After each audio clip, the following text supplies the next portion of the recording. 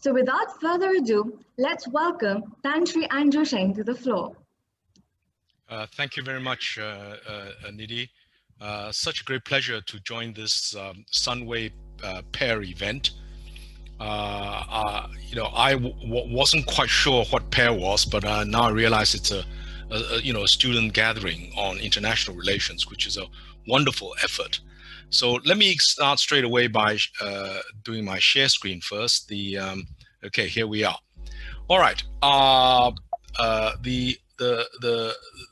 The whole theme, as Elizabeth and Evelyn has introduced, is to introduce concerns and issues in the pandemic era. And I guess a lot of you are economics, or you've studied economics, so you want to have suggestions on enhancing business survival and equip you all with the knowledge to adapt. So this, I beg your pardon. This lecture will be divided into three parts. The first part will be a big picture outlook. All right, we need to see where we are. Well, the IMF World Economic Report has just come out last month. Sorry, I beg your pardon, in April. And if you look at those numbers, the projection when the pandemic started was very gloomy. And since then, it's been, sort of getting brighter and brighter, although it's not, we're not fully out of the woods yet. The advanced countries with more vaccines are expected to, get out reasonably fast, but the emerging markets, some of whom are still in the throes of very high infection rates, for example, India and Brazil, life is going to be much, much more difficult. And so the theme of the April 2021 IMF was different trajectories, right? The paths are very, very different. Now, it's very clear that there's a gap that's widening between rich and poor, and between and within countries. Okay, so in the last 20 years, particularly with the rise of China, but also the emerging markets, there was a convergence between the emerging markets and the rich countries. They converged. But within each country, the gaps between the rich and the poor widen. But what has happened is, with the pandemic, is that the gap between the rich and the poor in the rich countries has widened even more. And that has also happened in the emerging markets. Okay, so there is a real risk of elites, people like you and I, who are able to be online, not to appreciate how tough it is for the people who have to do the essential jobs, who are likely to get infected, who are likely to lose their jobs, who can't get health insurance, and who's running down all their savings and at desperation point. So it's a choice between health, and wealth, as it were. Wealth, meaning some people may even get to negative wealth. So the biggest lesson from this whole pandemic, if we want to think about in economics terms, is that if you don't control the COVID controls you. And I think because of the very rapid vaccination in the rich countries, because they can afford it, okay, they're beginning to control the pandemic and they're beginning to recover. China, of course, clamped down straight away. Some of the East Asian economies, South Korea, Taiwan, Singapore, etc., clamped down straight away and did very, very much better. But the virus just spreads, and so even those countries who've done well are now getting another wave. So we're in a competitive game between the COVID and ourselves. We invent a vaccine and the COVID mutates. But that is life. You must remember this. Life is not static. It's not a neoclassical model where everything falls back to equilibrium. We are always changing, and changing very rapidly. And that's why what you call a K recovery, it's not a U recovery, it's not an L recovery, it's a K recovery. The rich gets better, big government wins, big tech wins, elites who can go online win. The loser are the masses and the middle class. And that's why we have populism. That's why we have polarization. That's why everybody's very angry. Okay. And of course, in the case of many countries are stopping immigration. They're worried about foreign labor because, if you don't treat the foreign labor the same as your citizens, the COVID will reside in the foreign labor and then will, infect the citizens, as some, countries like Singapore have found out, right? So the point to remember then from the K economy is education, education, education. We learn something new every day. We cannot say, oh, I've just got a Harvard degree and I know everything. You know nothing. Okay, you know nothing. Remember this. The past is not a prediction for the future. Even though some people predicted the pandemic and thought it was coming, when it came, it just struck us like that. So we did not know the scale of it. We didn't know the impact of it. And so we can't design things to ideal. Oh, free markets will solve everything. Rubbish. Free markets created all this inequality in the world. Free markets enable us to rape the earth, okay? Suppress many people, right? And so the whole planet is angry. It's not just the anger of the masses, it's the anger of the planet. The pandemic is the revenge of nature. Right? There's this wonderful book by this German called, Nature's Mutiny, right? You abuse nature and nature will come back at you. So now what's the good news? The good news, I prepared this lecture. I thought it was for Malaysia, but I didn't realize it was a worldwide audience. But anyway, if you look at what McKinsey has said, in their very excellent review of what's happening with COVID, is that Asia will still be leading the growth. Asia was the first countries to get hit by the COVID, right? Many of them closed down, particularly East Asia, and then were the first to recover, okay? But the Asian consumers, just India and China alone, account for half of the growth of the global growth in the last 5 years, all right? But, last 2 years, since 2020, India suffered, and this year may be suffering a little bit, but by and large, the Asian population is young, it is mobile, it is online, and is moving into middle class, right? So the big question that we face is that in this era of big government and big tech, small and medium enterprises, including micro enterprises, are really finding it tough. If you really look at what is happening, throughout the emerging markets and in the advanced markets, right?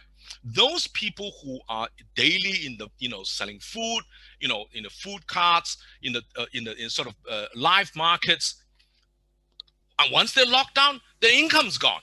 Their income's gone, their insurance is gone, their healthcare is gone, right? And they don't know when it's going to come. It's going to come. And so the SMEs, and then they define everything they do, they have to go online. And guess what? Who are the beneficiaries? The Googles of this world, the Amazons of this world, right? The Alibabas of this world, the Tencents of this world. So, the SMEs now find themselves, at a terrible disadvantage relative to everybody. Now, if you really look at McKinsey, which I find is very, very helpful because it's all free and it's all on the net, you will see that, the businesses are sticky. Okay, e-grocery will be changing very fast. Virtual healthcare will be changing. Entertainment, would maybe change. Leisure going to be shocked, right? And education will be shocked. Okay, so education, a lot of you won't be able to go back to class, right? If you're not vaccinated, you're not going to go to class. And let's remember this: the next time your neighbor starts coughing, everybody is going to shift away. Okay, so the lifestyle have changed. Now, in Malaysia, one of the big problems, which is similar to many other countries, is that labor productivity has been slowing. And it's been slowing, and this is true all over the world, because we have not invested in our young. Okay? Now, Malaysia has got a wonderful, digital economy blueprint. This has taken up, from all the information by Google. Temasek has produced with Google excellent report on Southeast Asian digital economy. Malaysia has produced this, and it looks good, right? But Plans are only pieces of paper. They are project hope. They are wishful thinking. And that's the problem of the world today. The politicians promise you everything and they deliver you nothing. I'm being exaggerating, but most of people said, well, you promise freedom, you promise justice, you promise green planet, and what do I get? The Amazon is burning faster than ever.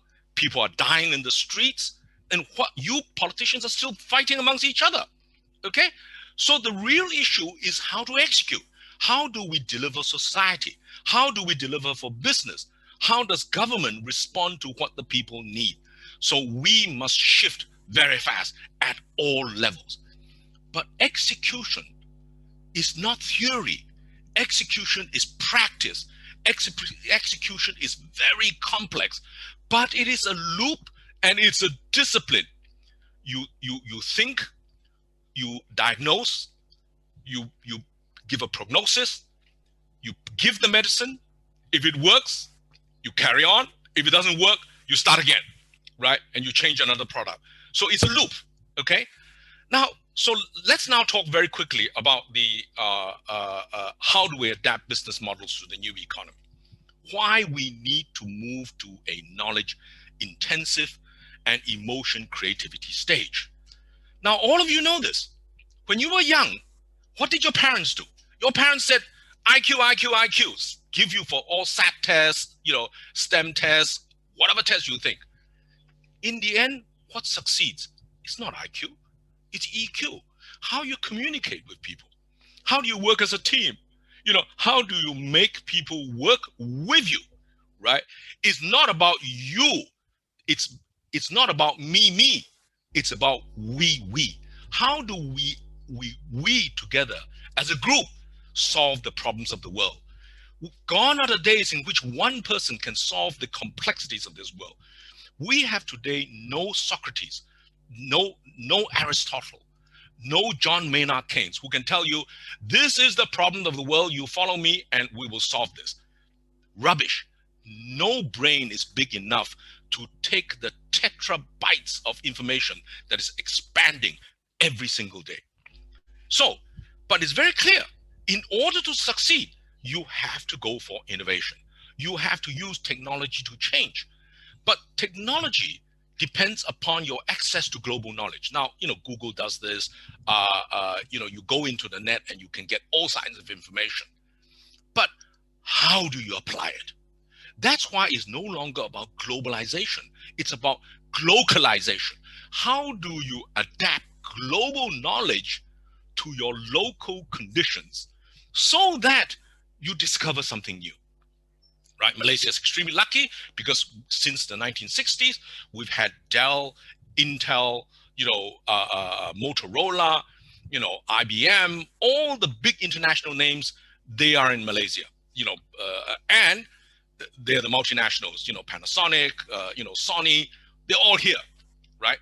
But the local companies like the Hartalegas, the Inaris, these are local companies that have emerged being subcontractors, some of them being subcontractors, some of them go into natural products like rubber gloves, etc.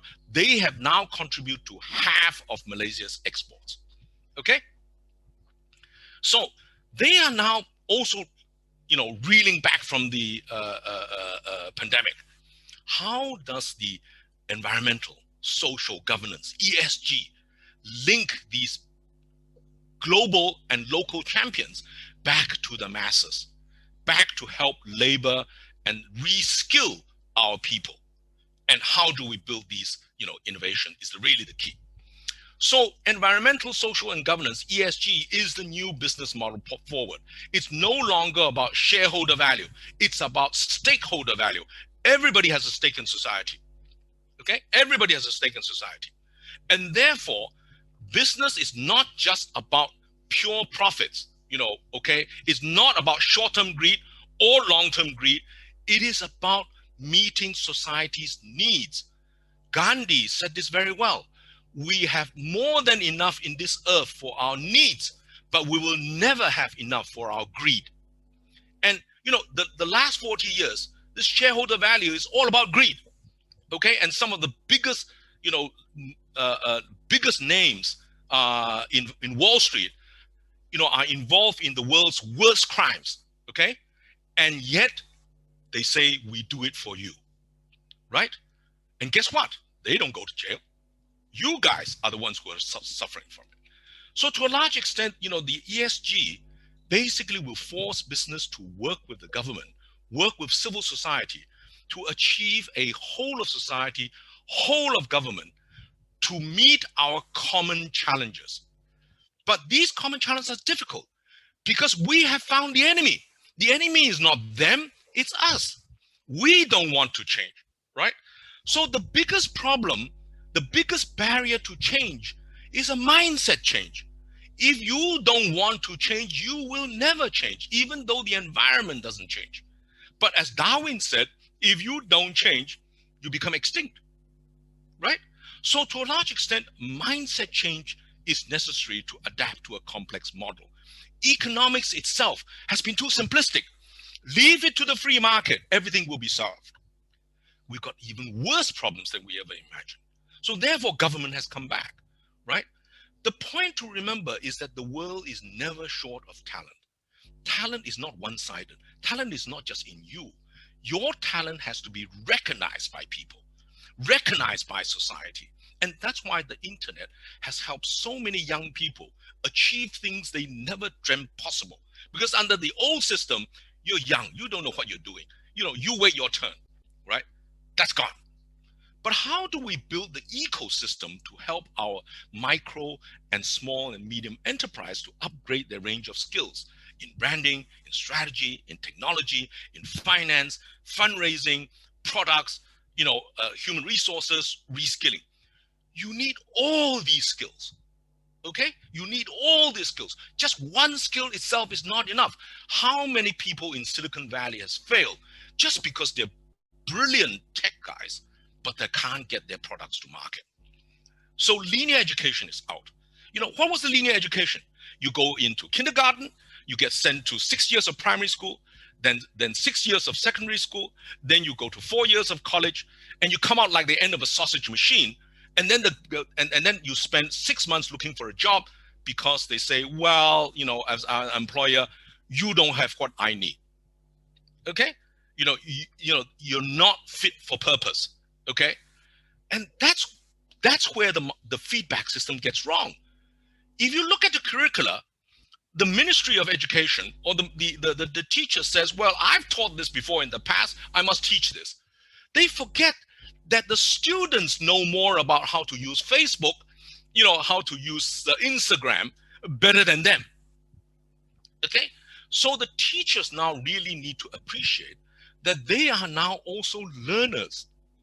They, as well as the businesses must need to realize that if they don't get involved in the schools and the colleges, they will not get the graduates that they want. Okay. So an open talent economy requires the use and integration of very different types of talent. We need a balance sheet talent. That was the old system. You go to a job, you stay there forever. Today, many young people, are lucky they spend more than 2 years in one job, right? So then there is, partnership talent. There's borrowed talent. If you don't have the talent, you borrow it from somebody, right? And there's freelance talent. So increasingly, more and more jobs are earned because you are not doing work for your company, but you also earn just because you're selling TikTok videos, on the internet, right?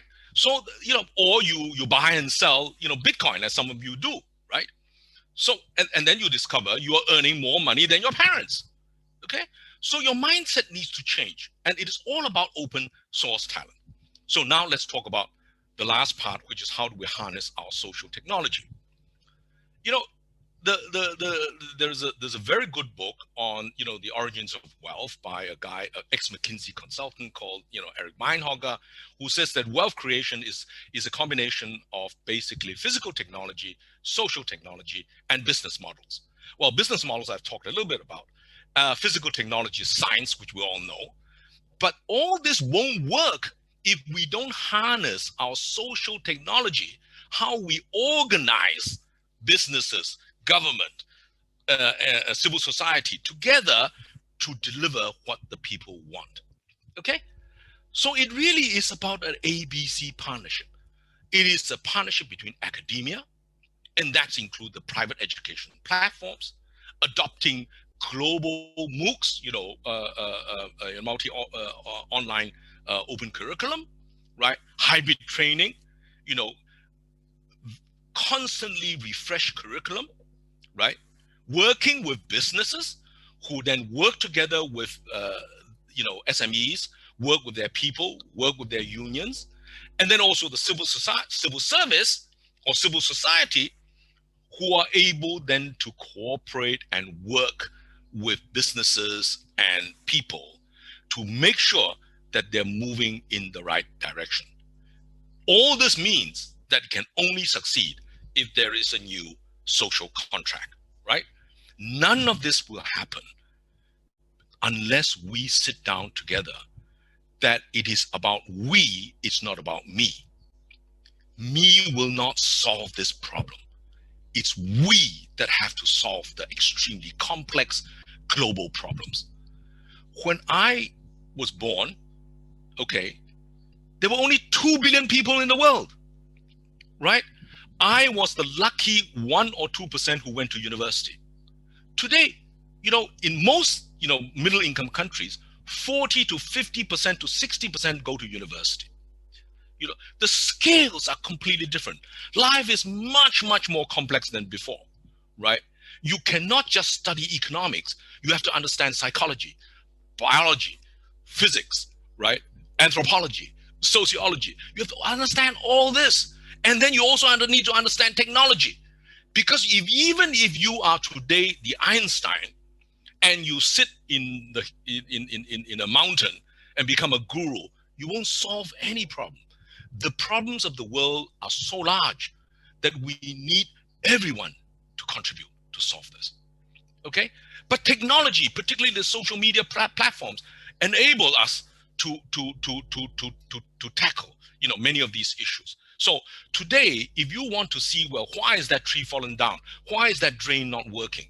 360-degree, social mobilization, under Waze or under social media would be instantly be able to tell the government why, we've got an accident, we've got a case of COVID breaking out here, etc. But it's not, you can't just say, well, let the government handle this. You have a responsibility. If you don't wear masks, you will infect your loved ones.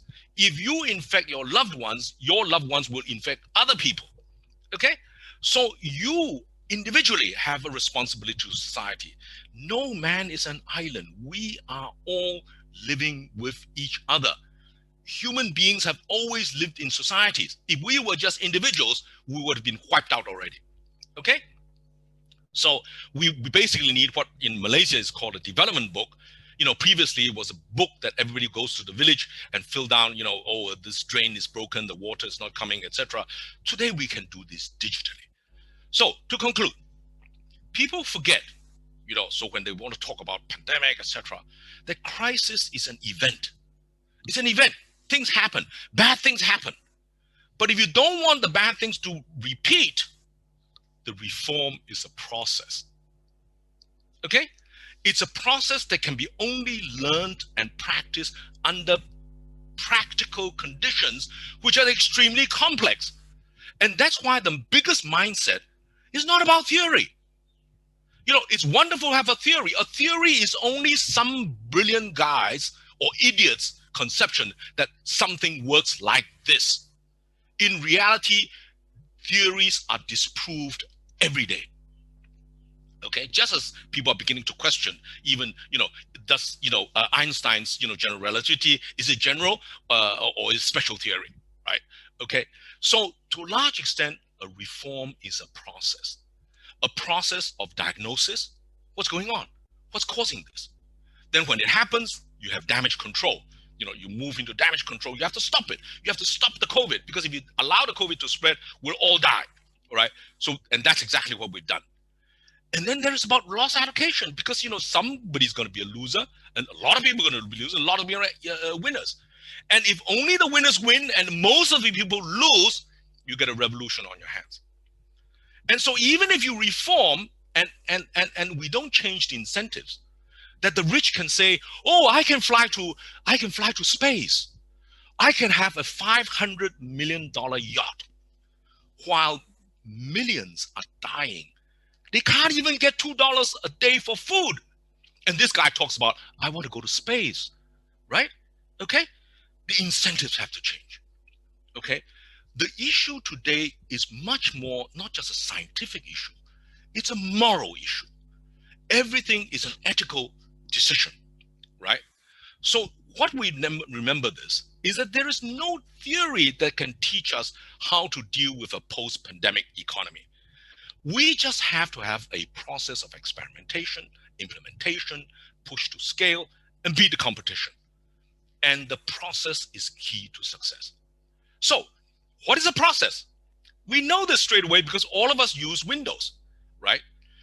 The Excel, right, is a program that does certain things for you.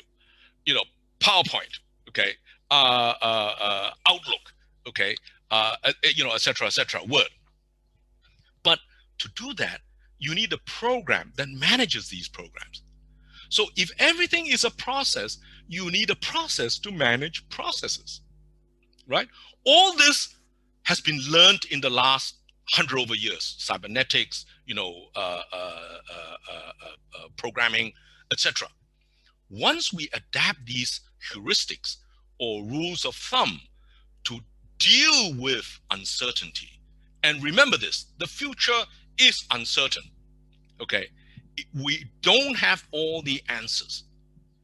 Learn to think, learn to understand it's not about you, it's about we, right?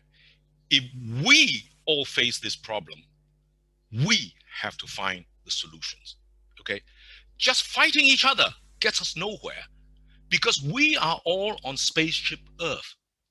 We are moving towards the unknown where no man has been before. On the one side is nuclear destruction, which will kill all of us. And today, any idiot can press that button. Any idiot, I'm saying this, it's not just the most powerful man in the world, because even any person can invent new types of weapons of mass destruction. On the other side is global warming. We see this already. So where are we? Why is the captain fighting with the engineer? Why are we shuffling decks on the Titanic? The answer is we forgot we are in a spaceship.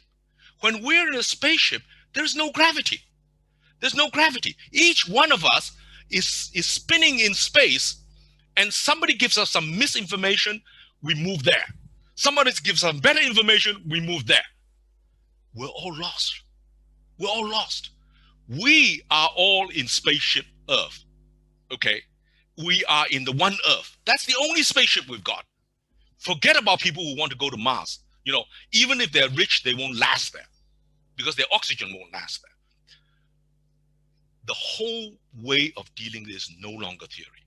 It's to accept uncertainty. We don't know the future. We are becoming. We are about knowing.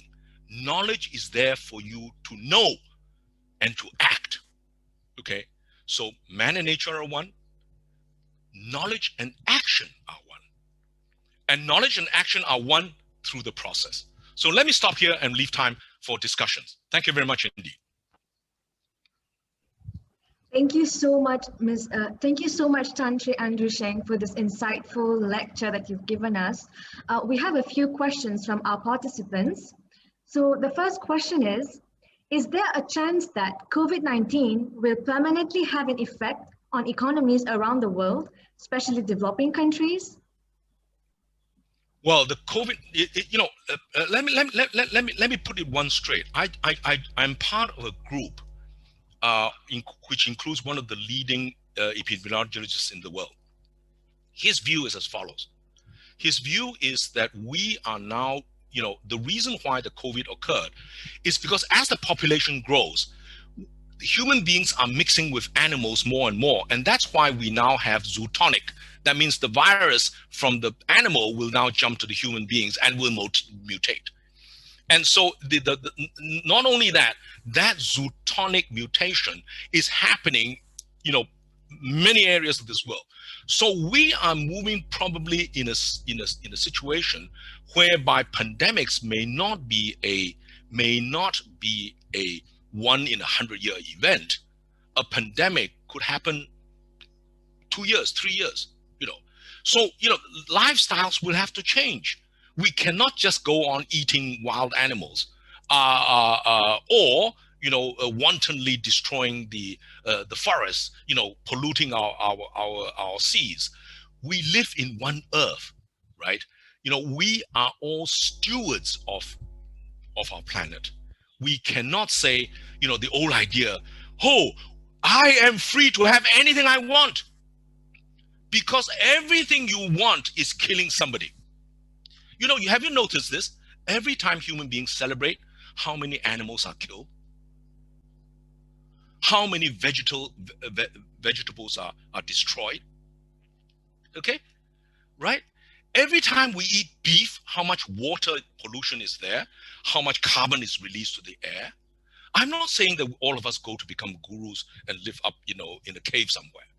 I'm saying, if we all realize our human impact on others, we will respect others. Inequality is not about, money or wealth or poverty. It's about dignity. Every single one of us have a right to live, have a right to have dignity, have a right to food, have a right to clean air, have a right to good environment. And yet, some of us says, let's build a spaceship, somewhere. How much carbon emission is that going to occur? Nobody told me that every time I sat on a business class plane to travel from A to B, I'm going to increase carbon emission by how many tons? But if I have a little wristband which tells me every activity I do, how much carbon I'm emitting, I'm going to be much more careful. Because I begin to realize my responsibility to you. Now, our responsibility for my age, we're the baby boomer generation. We created the greatest science, the greatest wealth, and we left you, Nidhi, your generation, the greatest debt ever. You have to pay for it. Everything I consume in my generation reduces that for you. Is that fair? That's not fair, right? So we need to change, but it won't happen overnight. We can't press reset button. You can't reset the whole world overnight. You can't reset 7.8 billion people. That's the mindset of some people who talk about genocide. If we have a problem, let's reset them, right? What we really need to do now is to slowly talk with each other, negotiate our social contract, and then we try to live with each other, even though we don't like each other. It doesn't really matter. Human society has survived, for 3,000-4,000 years and maybe more, because we've lived with each other and we've lived with the planet. Okay? And some have died and some have, thrived, but we can't carry on doing the before. So be aware of the new pandemics. My college, has a very good, what he calls the Dharma, protocol, the diagnostic, the action, the monitoring, and then the access. Okay, so it's all like the Indian word for Dharma. Dharma is the way, right? It's the Tao. Okay, so it's a process. It's a process. Increasingly, I begin to understand. Forget about theory.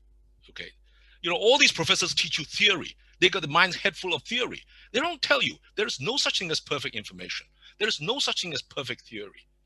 We all live in uncertainty, and we just every day have to find out from a search and discover process, knowing process. Okay. Thank you so much for this very insightful answer again. We have another question. At what point in time do we go from 1 to 2 quarter downturn with a chance of a rebound to a prolonged, difficult to recover from economic depression? Well, a rebound is a statistical number. A depression, as you know, the joke was, recession is when, somebody gets unemployed. A depression is when I get unemployed. You get it? Right. And so the idea of, 3 quarters, 1 quarter, is actually, again, this idea, everything's about GDP. My brilliant friend, who's a very wise man from California, he said, the GDP numbers are up, but the people are unhappy. And that's the big problem. All our economists says, get GDP, have limits of growth. We can grow out of this problem. Hello, the biggest solution to carbon emission was the pandemic lockdown. Okay? When we slow down our growth, the carbon emission slows. The animals are thriving again. The seas are blue again. The forests are green again. And that's because human beings are not going there killing people. Okay? Or killing forests. Right? So to a large extent, don't worry too much about the GDP numbers, because that's for, what I call asset managers trying to sell you another product. Okay? What you really need to think about is your asset allocation. Where are you going to put your best assets? Where? And people forget, your best asset is yourself. Okay? Are you going to work for the Googles of this world, the Amazons of this world, a wonderful pay? Maybe, you might even want to work for one of the oil companies and destroy, more, create more carbon, right? Or you want to work in Wall Street and sell another greenwash product. You have to decide, where are you going to allocate your time, and where are you going to allocate the rest of your life doing what you think is meaningful for you. Let the others worry about whether the GDP is going to go up, is going to go down. You only worry about that if you're investing in the stock market, right? Okay. So in fact, in many countries of the world, even in the middle of the pandemic, some people are happier than ever, right? Some people are creating new jobs. Some people are creating new products. Innovation has been the greatest on the last few years, because over the last 40 years, we've produced a lot of innovation that has not helped carbon warming, has not helped lessening carbon emission, has created products that even give even more carbon emission, because it's just like a drug. Let's have a debt. You want to go to education? Let's get a student debt. So you end up with a good education, or maybe a bad education, but you've left you and your parents with a massive debt. And now, if your parents have lost their savings because of the COVID, who's going to pay for your education? Right? Okay. You ask the government to print more money to help you out. Is that a solution? Why is it that the rich countries can print $9 trillion? $9 trillion is 12% of world GDP. When countries are dying because they don't even have 1 billion for vaccination.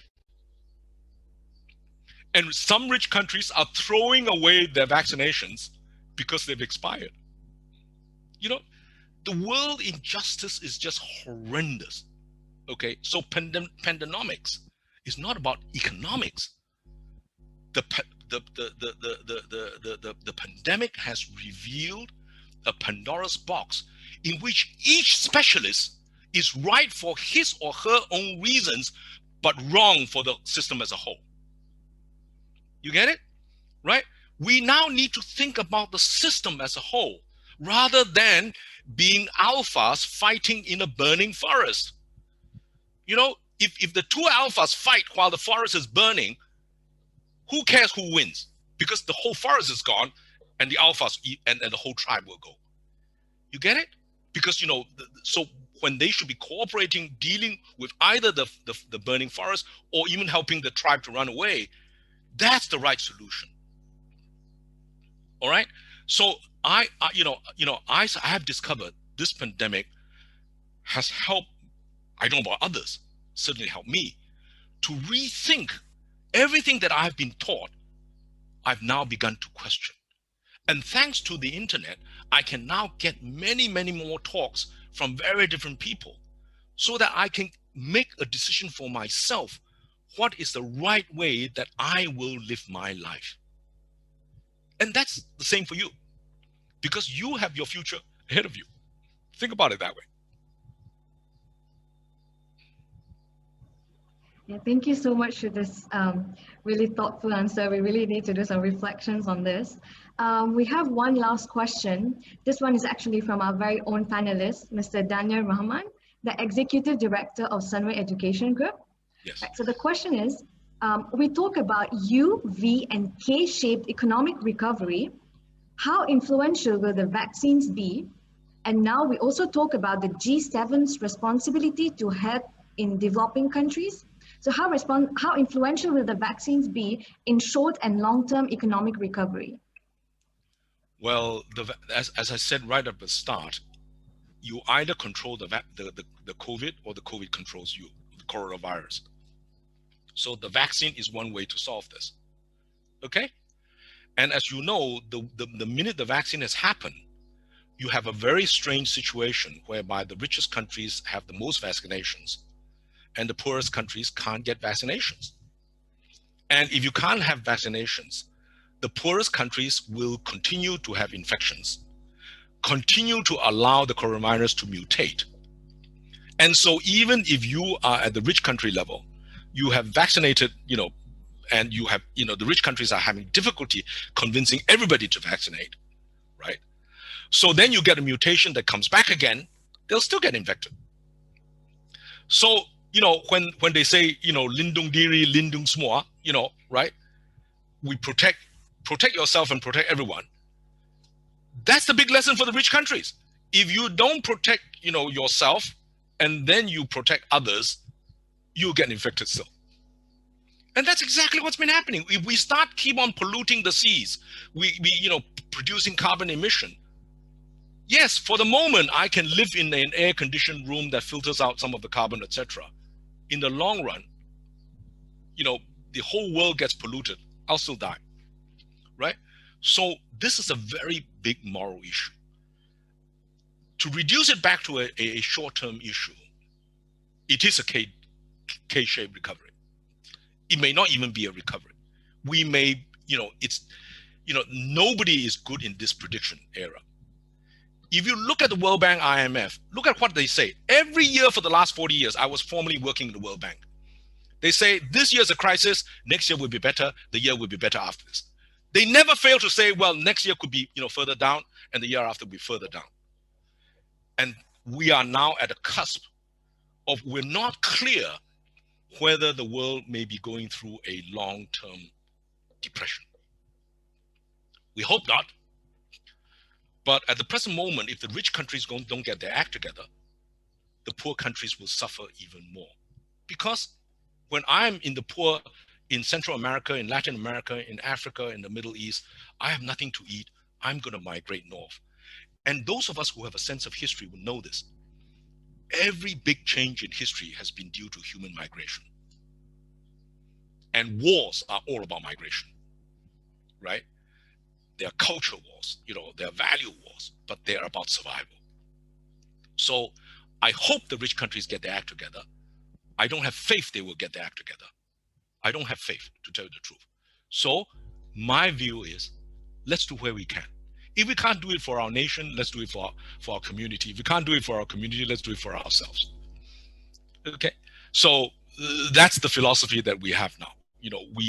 The reason why we all feel very helpless, in this situation, is that we live in total confusion, and there's nobody who can guide us out of this issue. So don't believe everyone, believe yourself, but listen, and then act on what you think is morally the best thing to do.